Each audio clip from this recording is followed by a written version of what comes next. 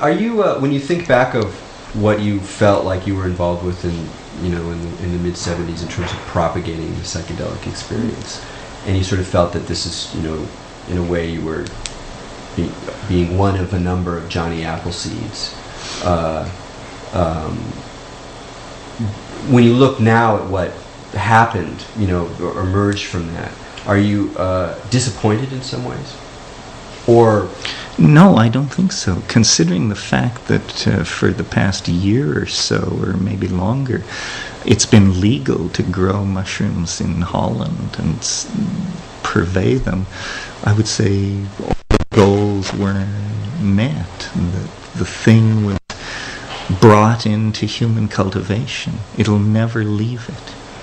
It's a very rare thing to be able to bring an organism into the human family like that. And when we found Stropharia cubensis, it was standing waist deep in cow shit, and now it's part of the human family of agricultural production. It'll never leave it. It'll always be part of global culture now. So.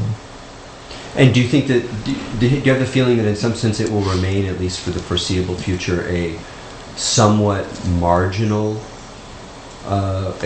road, like a path that a certain temperaments or characters inside of the social matrix of reality have recourse to, but that don't really dominate? Sure, because if they really wanted a lot of psilocybin, you would do it differently. You would grow it in enormous vats of liquid that were the size of railroad cars, and you would produce millions of hits within days of scaling up. So, no, what it is it's a folk technology at the margin of civilization, and an underground technology for the production of these drugs. Like, I understand you can make methamphetamine out of Clorox and some other shit. I have no idea, but it sounds very similar, very simple. Well, so this kind of, at the edge of things, knowledge is very critical to, and that's where the shamanism is in the culture, is the tricks of the trade. So the shamanism enters because that's an inevitable... Well, these are esoteric secrets, how to make drugs. And the drugs are change minds and make money. So inevitably it's going to be part of where some kind of negotiation takes place. And negotiations like that rearrange the morphology of the social, or the mind space of the people there. Well, what do you think constitutes a postmodern shaman? Someone who's legitimately doing shamanic work and not sort of acting out of fantasy or playing some game of like identification with the other. Well, I think you have to know your pharmacology and trust that you know it, and then trust it sufficiently that you're willing to lead people with confidence through these places. These ayahuasca psychiatrists are very courageous and have built up sets of metaphors and assumptions that I think are probably true, or true enough. But it takes balls to hold your ground with this stuff, That must have been interesting, the sense that you were propagating the philosopher's stone to the brethren. And it was going many other places. Yeah. A lot of people were interested. No, that's what I meant. I mean, through the whole sort of network of free culture. Explorers. Yeah. Well, and it wasn't so much the mushroom, it was the information, the knowledge of the technique. It was like the atom bomb or something. It was not whether you had it or not, it was whether or not you knew how to do it. And so it's interesting to see the way that other plants now, I mean, if the mushroom parasited on print pamphlet technology, now the more emerging plants that are re-encountered have a different propagation device of information, if that's the forward. Yeah, in one case, Brazilian cults.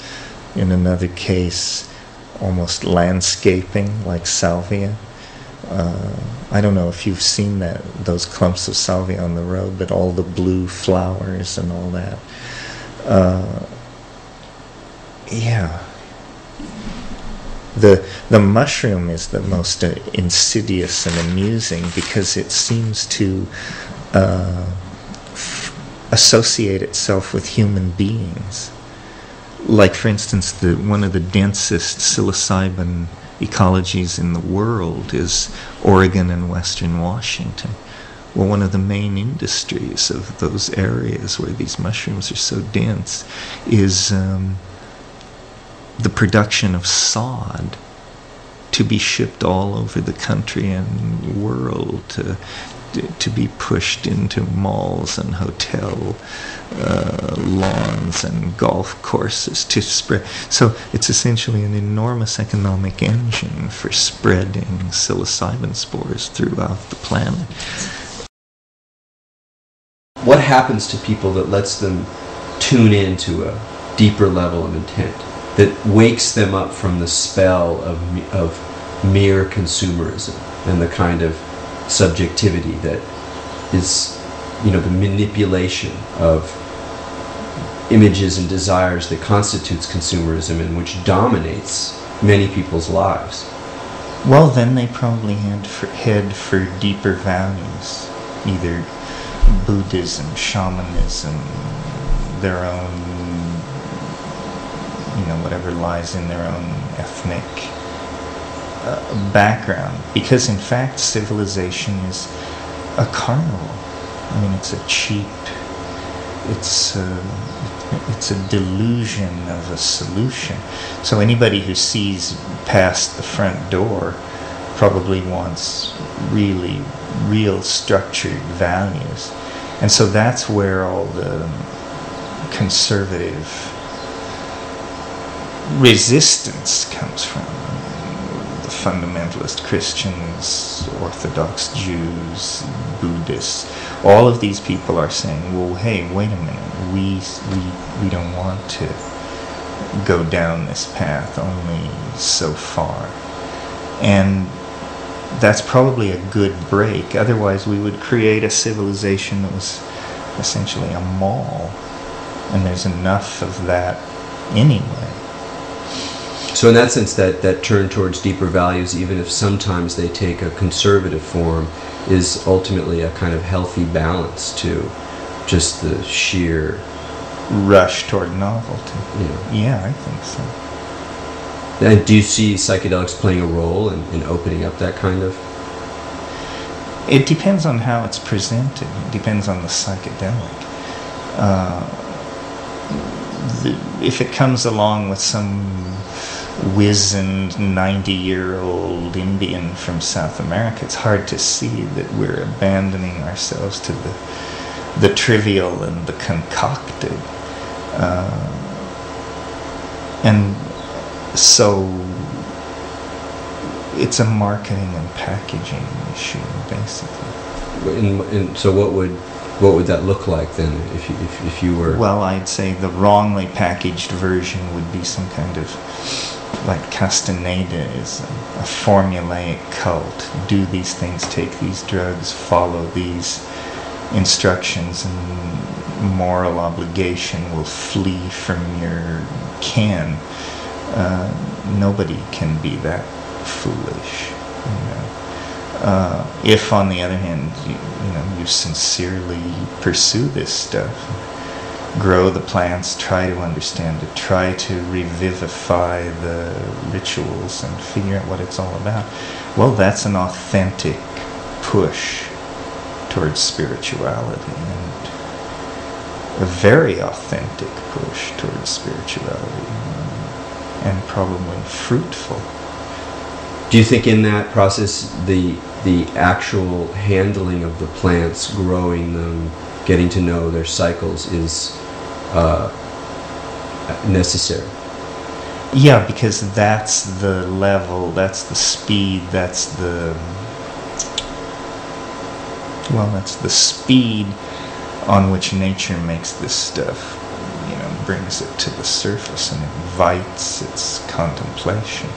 And it's also probably the right speed at which to assimilate this stuff, to come to terms with it. So in that sense, part of the problem with synthetic psychedelics is that they fit too easily into a kind of consumerist model. Lifestyle, right. That it's not a product. It's not something you get the drug of the month or something.